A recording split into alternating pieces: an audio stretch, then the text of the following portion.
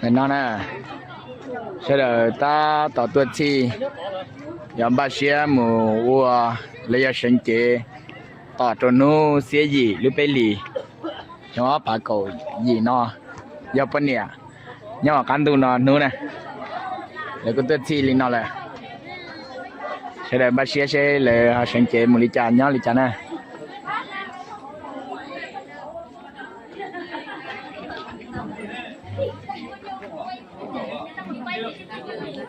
bạn này bạn giải sinh chế nhớ đến nó ta. 1 2 3 alo.不中间谁让他制造扰动？ Alo alo. 你我少拿了，我少接啊， 1 2 3 alo. 我少拿了，我少接。 Alo 1 2 3. Alo, alo 1 2 3. Alo. Alo. Cái này cái này bọn nó sẽ đợi tuột chi là giờ thì tuột trong này nó thia nó này cái tàn thọ này nó lại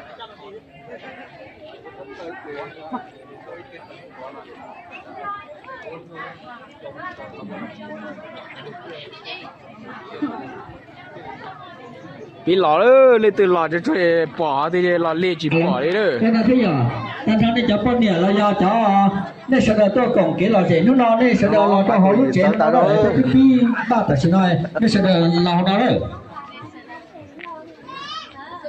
Tất cả hai đứa đó để cho con nhỉ là do cho sẽ đợi tôi cổng cái lò rể nó nó giờ nên sẽ đợi tôi để nó đi lò họ chế nó đấy tôi đi ba tài xin nói đấy.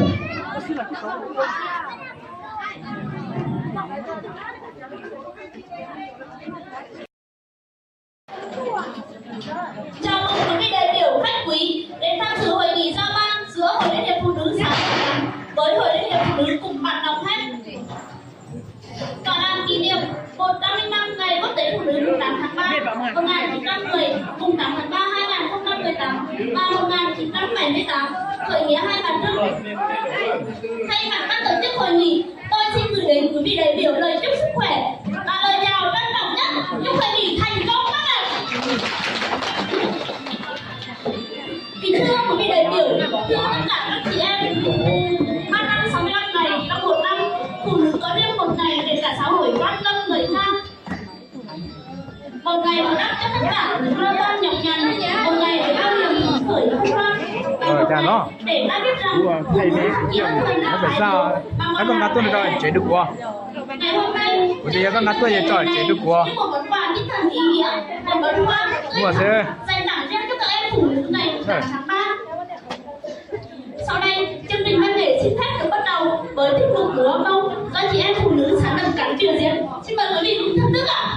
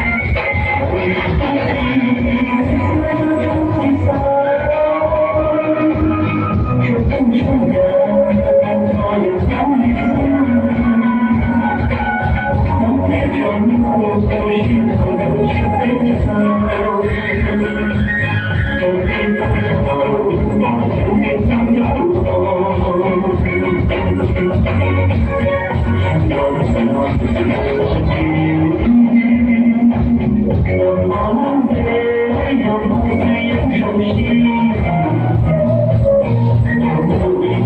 cho kênh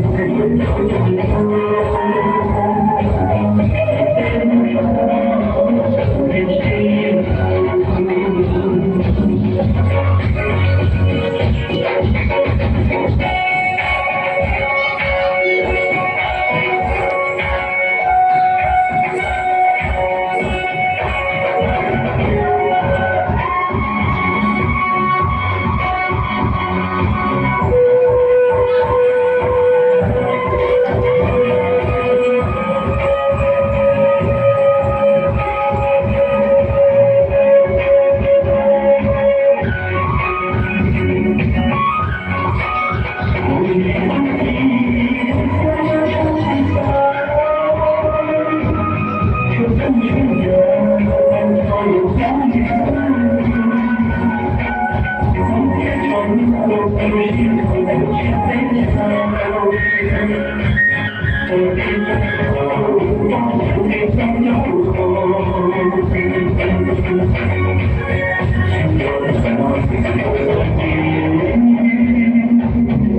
bỏ lỡ